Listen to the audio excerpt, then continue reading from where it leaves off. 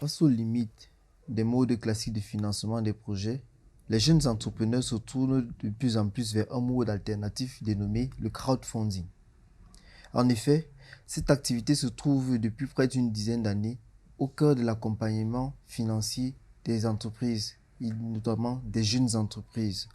Cela dit, même si le rapport d'Afrique Arena datant de octobre 2020 estime le potentiel en besoin de financement participatif en Afrique à près de 2 milliards de dollars d'ici à 2025, cela représente à peine 0,1% de la demande mondiale, ce qui laisse entrevoir que le besoin est encore grand.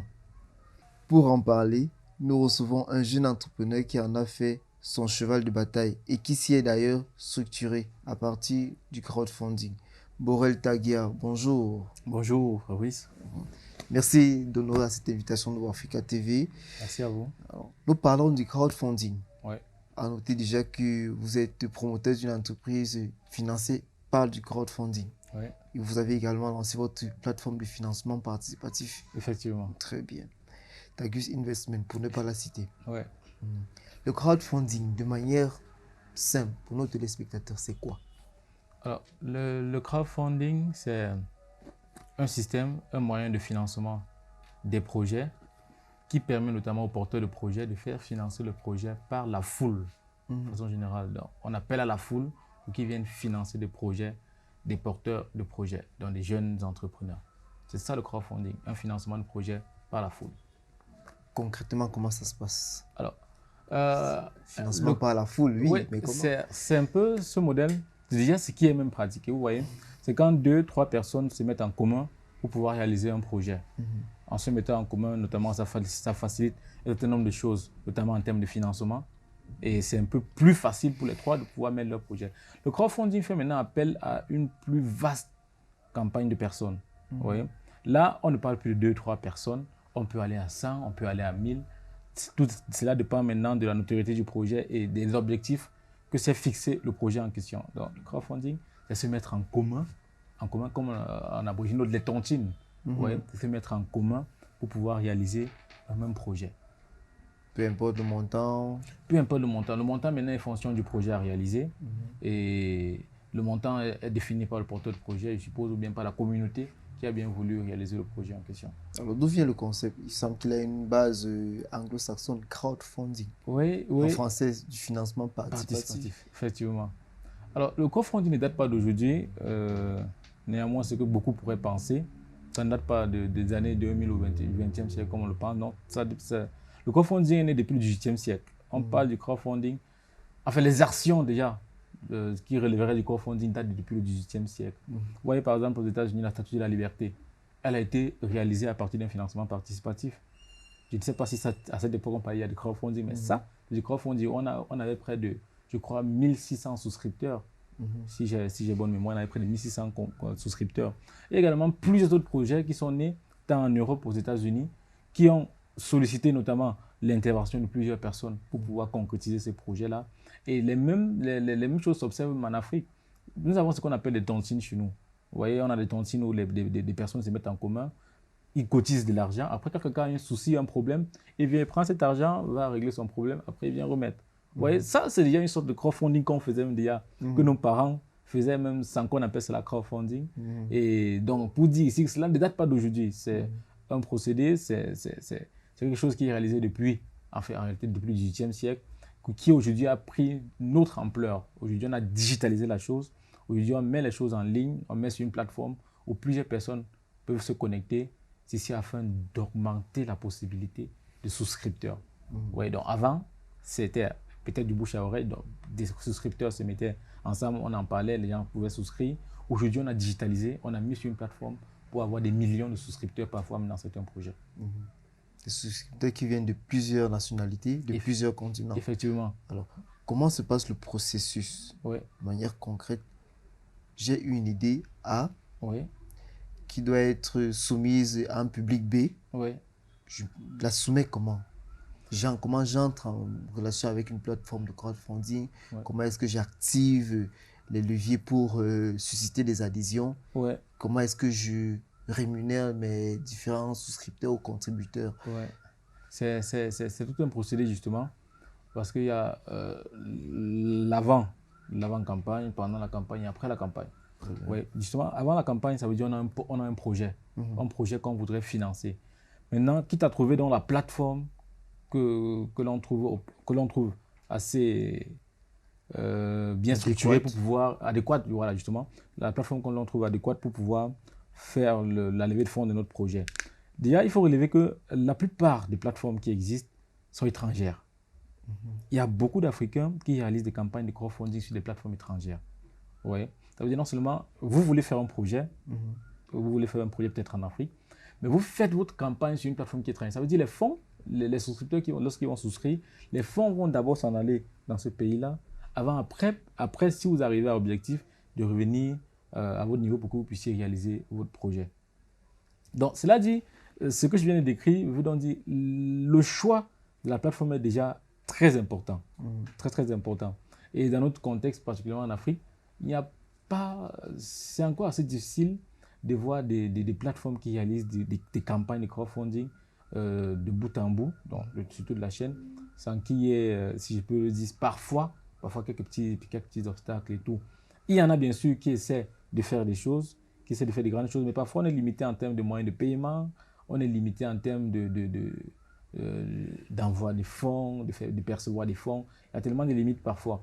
C'est pour ça que beaucoup encore vont sur des plateformes étrangères. Donc maintenant, quand on a le projet et qu'on a pu identifier une plateforme adéquate pour notre projet, on va donc au niveau de la plateforme soumettre son projet.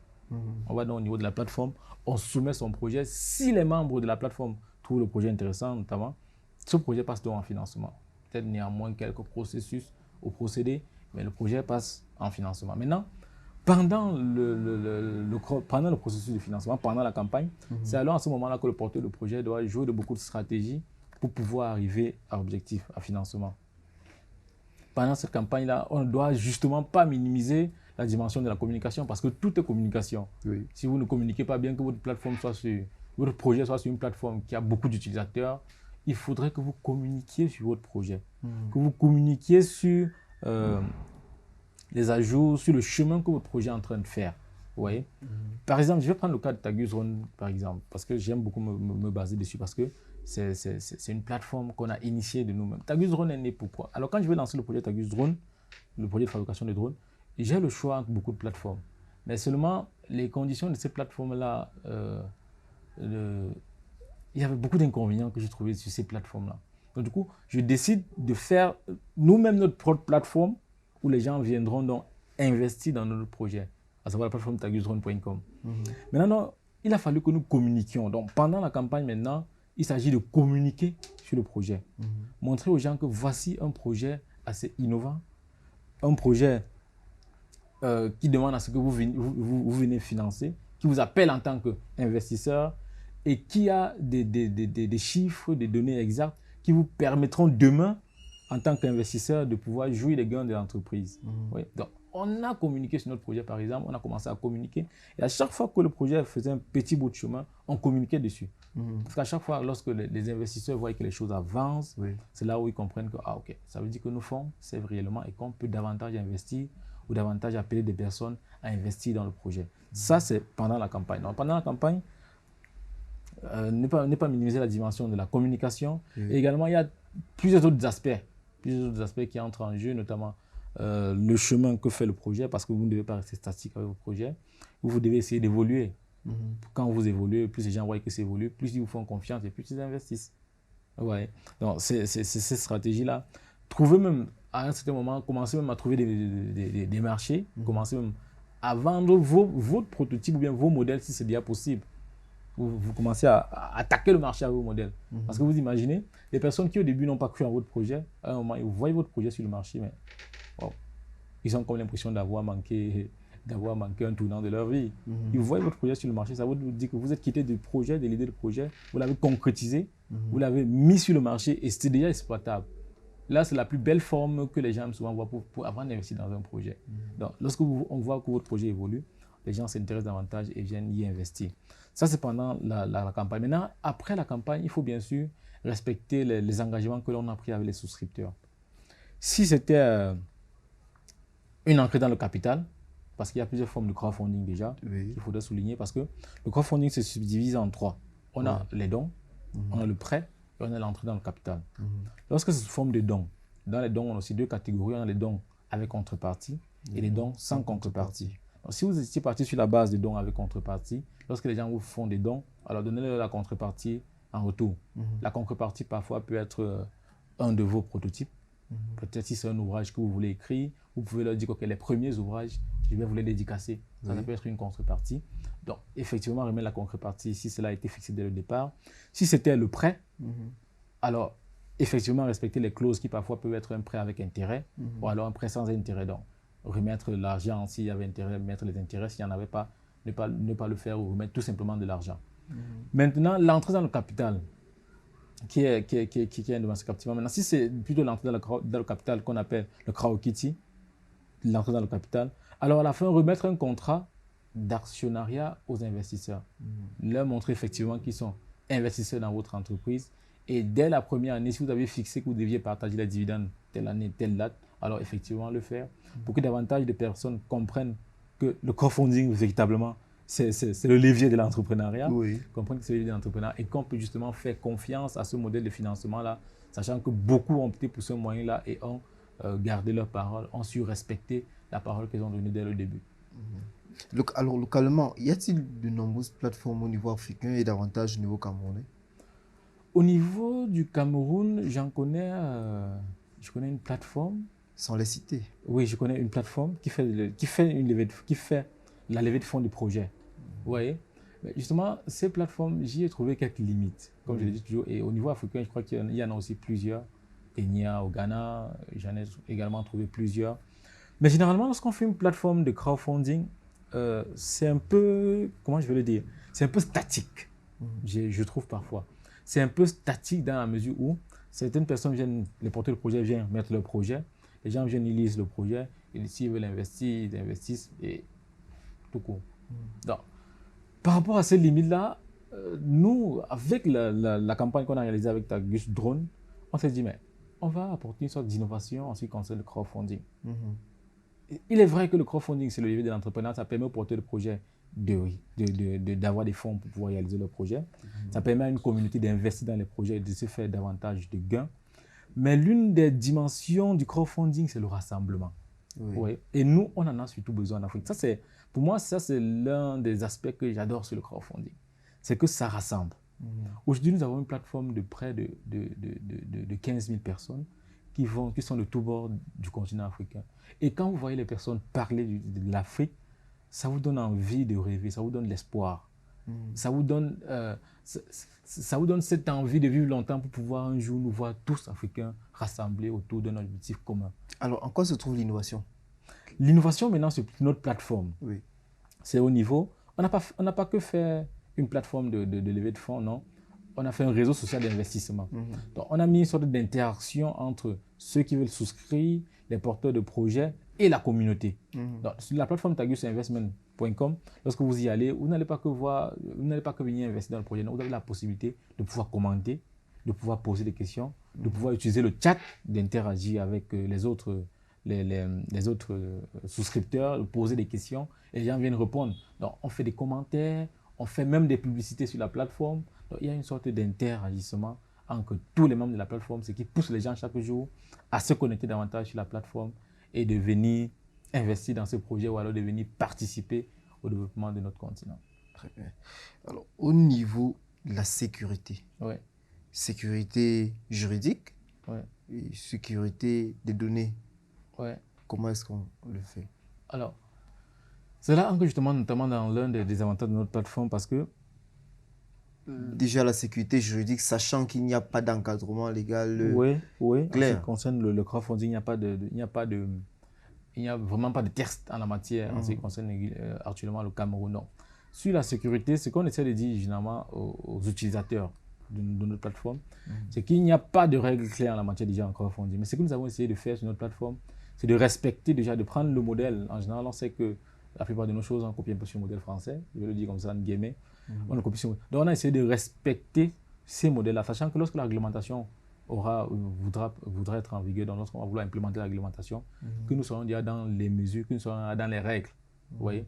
Et comme j'ai parfois l'habitude de dire, c'est en commençant à faire qu'on pousse l'administration à s'y intéresser.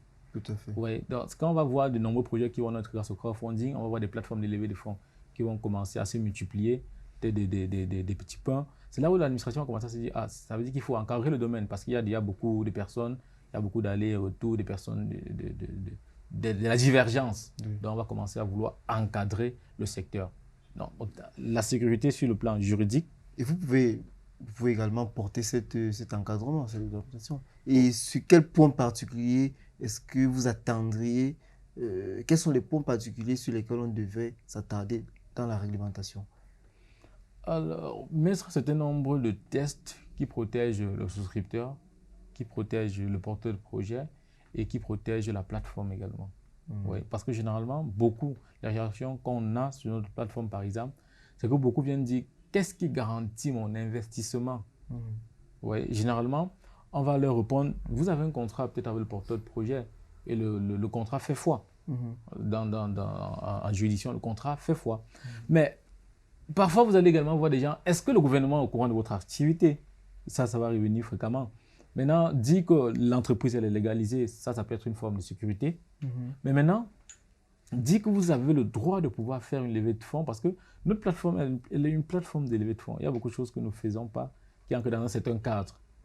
Et donc, ce que l'on fait justement, c'est un peu ce qu'on appelle les intermédiaires en financement participatif. Ce sont comme les intermédiaires en financement participatif où il y a également des lois qui doivent régir ce secteur-là. Donc, ce que l'on entendrait justement de l'administration, comme je le disais, ce sont des règles, des articles qui viennent protéger le porteur de projet, la plateforme et les souscripteurs. Et au niveau de la sécurité des données?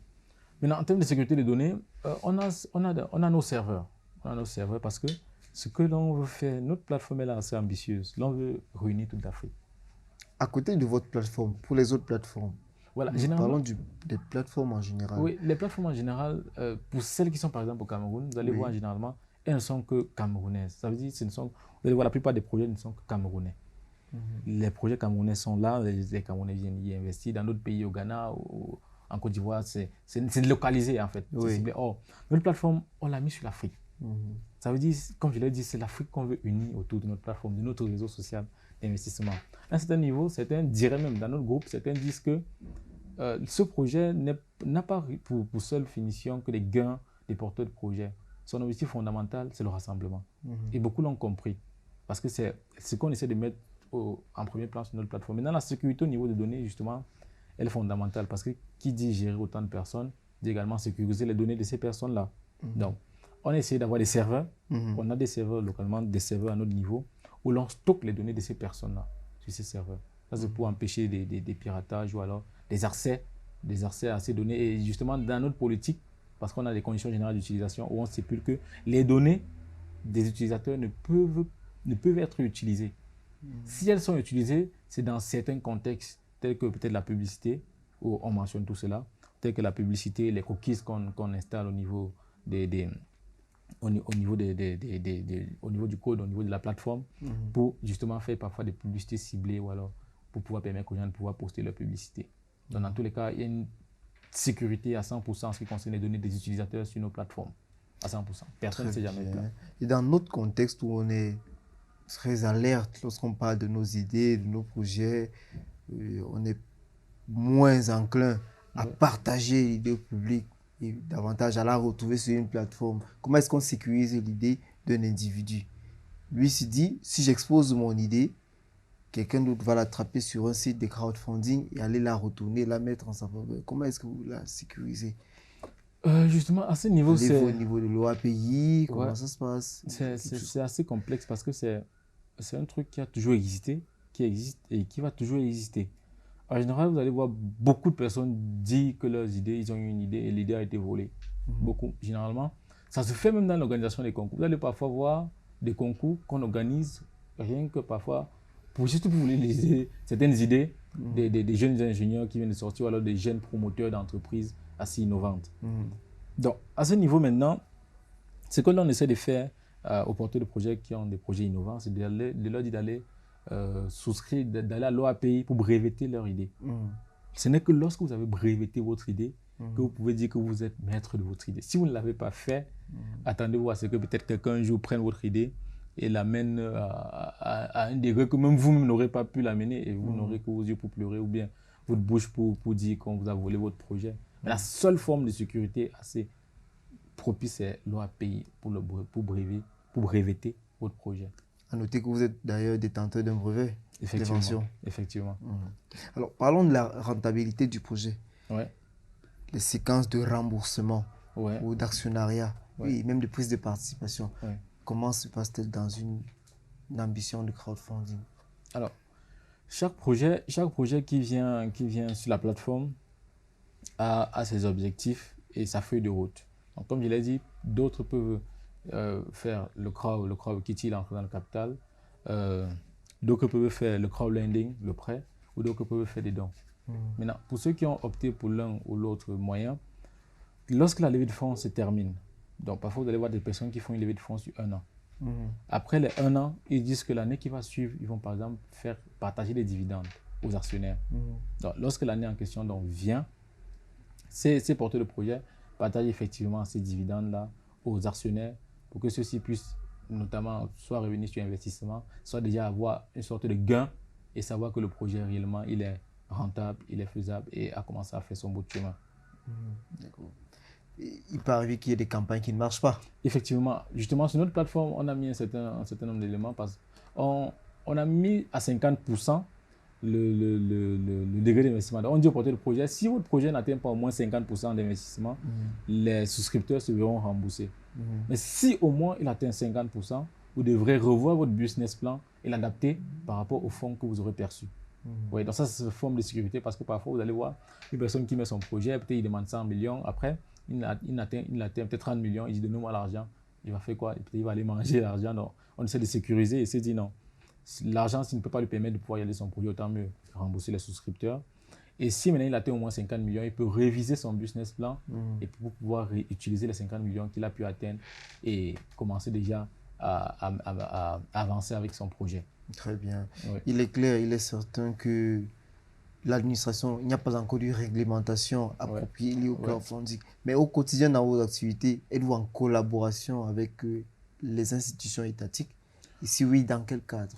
Oui, ce qu'on essaie déjà de faire, c'est déjà de montrer l'existence de notre plateforme. Vous voyez?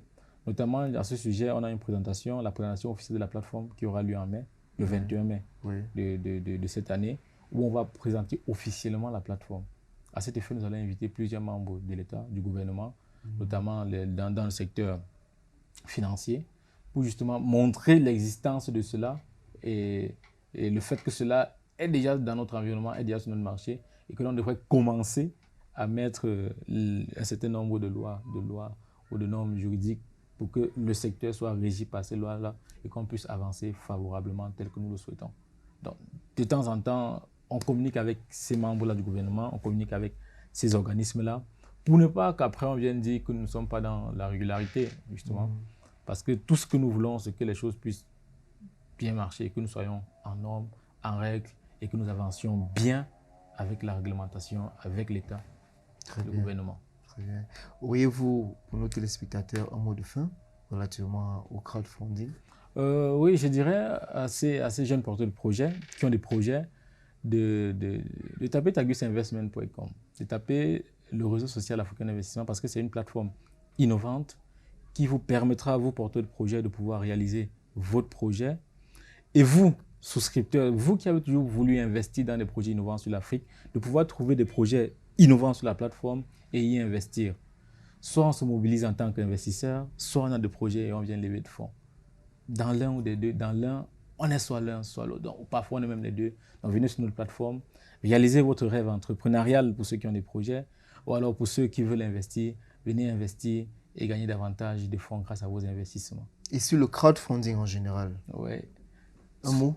Sur le crowdfunding, pour ceux qui doutent encore de l'intérêt. Ouais, je dirais pour ceux qui nous regardent que le crowdfunding véritablement, pour moi, c'est la solution africaine. C'est la solution africaine en ce sens-là qu'elle nous permet à nous tous, quel que soit du bord dont on vient, quel que soit de l'endroit dont on est né, de pouvoir lever notre fonds. Donc, le crowdfunding, véritablement, c'est une solution. Intéressez-vous davantage à ce domaine-là. Essayez de trouver votre couloir. Ce dont on a parlé aujourd'hui, il y a toujours des couloirs qui naissent chaque jour. Donc, essayez de trouver votre secteur d'activité et ayez une vision assez particulière, quitte à vous de pouvoir l'adapter plus tard. Mais vous avez votre vision, le crowdfunding, c'est la solution. Vous pouvez, soit, comme on l'a dit, lever de fonds ou bien investir, mais le crowdfunding reste tout de même, reste fondamentalement la solution pour réunir l'Afrique, pour assembler l'Afrique autour d'un idéal commun. Merci Borel. Merci. Voilà qui est dit. Mesdames, Messieurs, vous savez tout ou presque sur l'activité du crowdfunding. Nous espérons vous retrouver très bientôt sur les antennes de Africa TV.